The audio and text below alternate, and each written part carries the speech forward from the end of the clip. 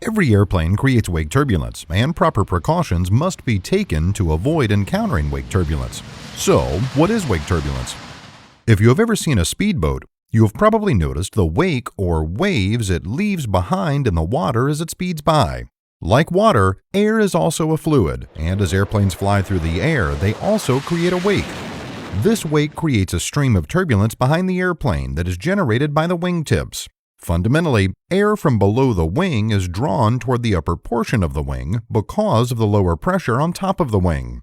This creates spiraling vortices as the air flows around the wingtips. These vortices will move away from the airplane's wingtips and drift downwards. Although all airplanes create wingtip vortices, the larger the airplane, the larger the vortex, and therefore the larger effect it will have on your airplane. Wingtip vortices are the strongest when the airplane is heavy, clean, and slow. This means the airplane is close to its maximum gross weight, is not using high lift devices like flaps, and is traveling at a slow speed. The reason this particular combination creates the strongest vortices is because the airplane is required to fly at a high angle of attack to generate enough lift to keep it flying. The more the airplane weighs, the more lift is required, and if the airplane is flying at a slow airspeed, the only way enough lift can be created is by having the wings at a high angle of attack. Usually, this is most prevalent during takeoff and landing because the airplane is slow. For the most part, you should only be concerned about the wake turbulence created by larger aircraft. This does not mean that you can't encounter another smaller aircraft's wake. It is just less likely to significantly affect your airplane. There are 3 ways to avoid wake turbulence. First, avoid flying through or right below another aircraft's flight path. As wake turbulence is created and moves away from the airplane, it descends at around 300 to 500 feet per minute. Next, during takeoff, you should rotate prior to the larger airplane's rotation point and, if possible, climb above its climb path. However, if a jet takes off, it's unlikely that a Cessna 172 can outclimb it, so the Cessna's course should be altered to the upwind side to avoid flying through the jet's wake.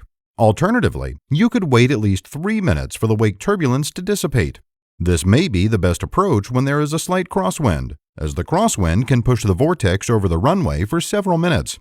Finally, during approach and landing, approach slightly higher than the other airplane's flight path and touch down beyond their touchdown point. If the pilot of a small aircraft, like a Cessna 172, is taking off from an intersection, the controller will require 3 minutes of separation behind a larger aircraft. According to the FAA, the pilot can waive this wake turbulence issuance from ATC. However, at Embry-Riddle, it is against our procedures to waive a wake turbulence delay. This delay allows the wake turbulence from the larger aircraft to dissipate and allow you to depart normally.